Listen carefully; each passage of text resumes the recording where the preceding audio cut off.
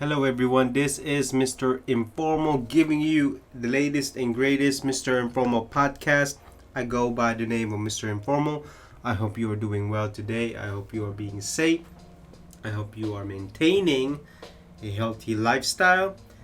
I'm not saying that you are eating differently, just saying that please be healthy, especially in this day and age. So, again, I go by the name of Mr. Informal. Please do not forget to add me on Instagram, MisterInformal, and then check out my website, mrinformal.com, mrinformal.com. And so these are the 4 topics for the podcast 126. Number 1, Levi's launches a new denim buyback. Number 2, H&M has this new chat and assistant. Number 3, Gen Z spending is at an all-time low. Gee, I wonder why. Last but not least, could be a happy topic. Lowe's is doing a curbside Halloween for all those trick-or-treaters. See, that's the kind of topic I like to hear, especially in this day and age. So those are the 4 topics for this podcast 126. Hopefully you will enjoy this podcast, and I hope you will stay with me from the beginning to end. And so let's go ahead and start the podcast. So an article from hypebeast.com titled Levi's launches denim buyback initiative secondhand. So what is the purpose of this? Well, the new program will allow customers to trade in old pieces in exchange for a gift card. Clothes receipts go up for sale on the company's website, where customers can make purchases directly. Chief Marketing Officer of Levi's, Jennifer Say, stated repurposing and repairing clothes require minimal additional energy input, no water and no dyes to make more jeans. He added buying a used pair of Levi's jeans through secondhand saves approximately 80% of CO2, carbon dioxide emissions, and 700 grams of waste compared to buying new pairs of Levi's jeans. Levi's partnered with e-commerce tech startup Trove to facilitate logistics and back-end operations for the program. Trove founder and CEO Andy Rubin emphasized how implementing an infrastructure for secondhand clothing was the single biggest move that the supply chain could embody for better sustainability. Levi's secondhand is currently available at the label's dedicated website, ranging from $30 to $150.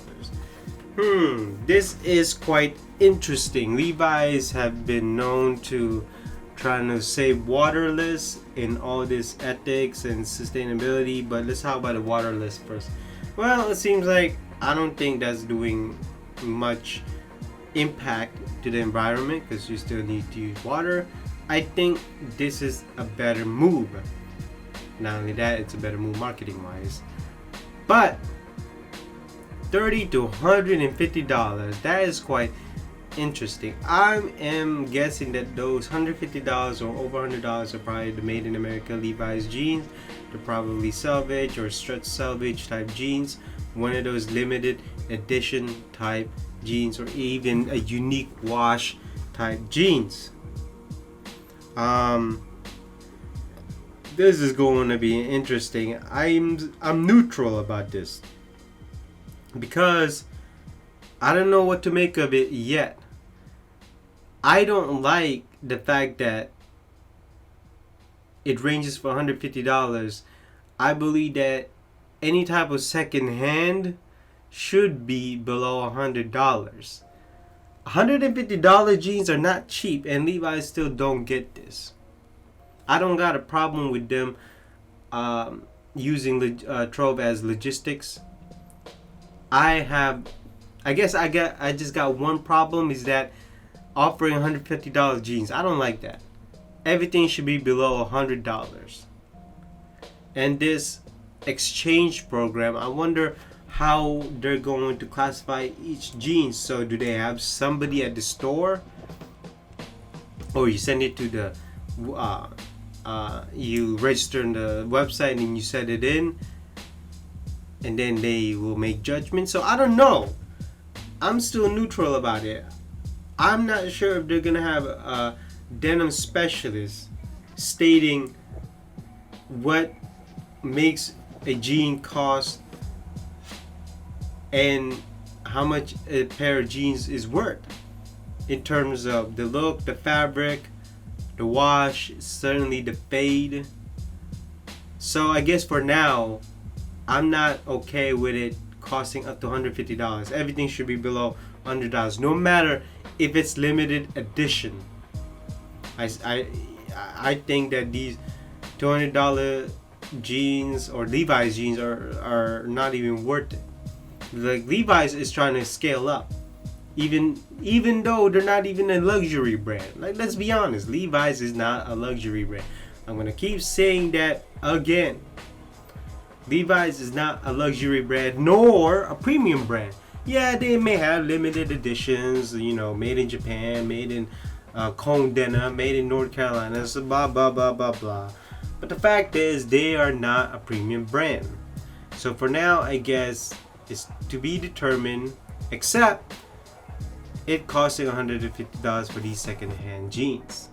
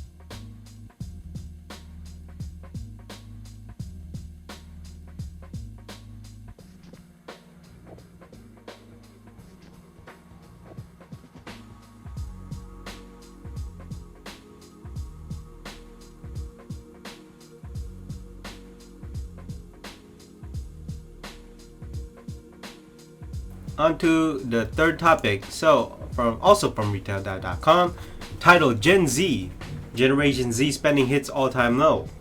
Self-reported teen spending has fallen 9% year over year and 5% since this past spring to $2,150. That marks an all-time low in Piper Sandler's semi-annual Generation Z survey, which the firm has conducted for some 20 years. Wow, 20 years. According to the survey, 48% of teens believe the economy is getting worse, a slight increase from the spring, and 16 percentage points more than last fall. Nearly a quarter of cohort reported that COVID-19 had hurt their ability to find work. And then they also talk about Amazon remained the dominant commerce destination generally for teens, with 50% saying it was their favorite online retailer. Wow. Increasing Prime adoption. Over the next 6 months, the share of teens that plan to visit a retail store is lower, which signals more tough times to indoor malls that are already struggling with persistent foot traffic in 2020. So, this is pretty obvious. We all know what's going on. Everybody's getting hit. Bankruptcy all over the place. People are poor. So, I mean, this is pretty obvious. I mean, everything right now is an all-time spending low, except if you are a grocery store brand, which you are making a lot of money. This is pretty obvious. So I'm not going to get into details because I think this is an obvious. But what I disagree with the survey that they have is that they said that share of teens that plan to visit a retail store is lower. I don't believe that, because if this pandemic or if there's a vaccine, I believe that people are gonna come out. People are gonna go on vacation because they have been stuck at home for the most part, and people just want to go somewhere, anywhere other than home. Not only that, more people are actually gonna try on clothes. So I disagree with that. With their assumption, I guess you can say, based on teenager survey. Not only that, I think there's going to be a high on vacations. So the indoor malls and the outdoor malls, I think, are going to go up in terms of visitations. So it's going to be great. People are going to be out and about.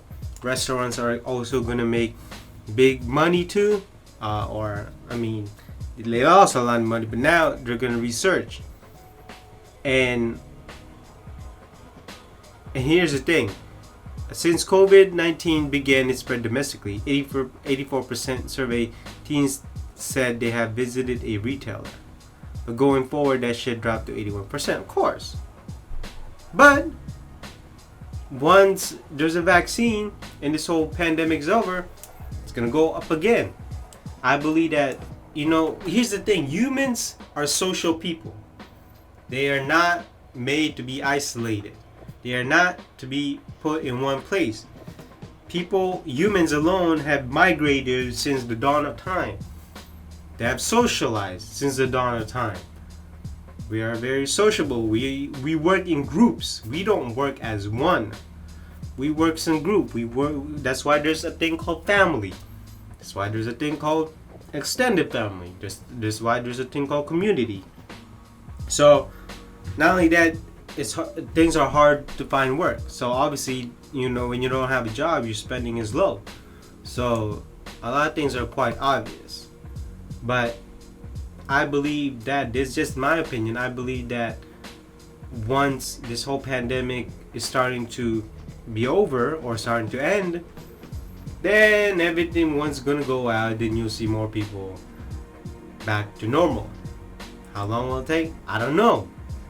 But once everything's back to normal, I can tell you this, that people are finally going to be happy that they are on vacation, they are out somewhere other than their own house. So on to a good news, very great news from retail.com again. Lowe's to offer curbside trick-or-treating this Halloween. Lowe's on Monday announced that launch of its curbside trick-or-treating event on its store across the country 6-7 p.m. on October 22 and October 29. Starting October 10, families can book a spot online for Lowe's Halloween experience at a nearby location where they can drive out to get candy and a small pumpkin for free. Costumes are welcome but are not required, committee said. October 28, the home improvement retail is encouraging customers to carve a pumpkin with a message of gratitude to first responders and celebrate National First Responders Day to share their creations on social media, build things. So Lowe's is among other retailers engaging with Halloween consumers in new ways this year. The holiday is going to be different for many companies, including Party City, where holidays account for around 20% of its domestic sales. So 20%, that is a lot.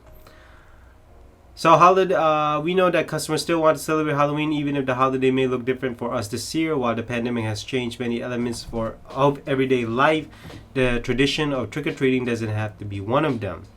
Joe McFarland, Lowe's executive vice president of store, said in a statement, I like this. Obviously, no costume is required, but it's still nice to see people, especially kids, to be on costumes. See, this is great news. I'm sure they're not going to be the only one who's going to do it. I'm sure when Home Depot hears about this, we're going to do the same thing. Target going to do the same thing. Maybe malls is going to do the same thing. Maybe everybody's going to do the same thing. I feel really bad, and I feel sad for the first time trick-or-treaters out there because they don't get to experience it. It's not the same. Especially when you see those kids be in their costume, the festivity, the happiness, the bond, the enjoyment that you get from it, it's great. And I believe that malls is probably going to do it. I'm sure they're probably going to have lines or some kind of arrangement that how they're going to do it. Especially outdoor malls is going to do it.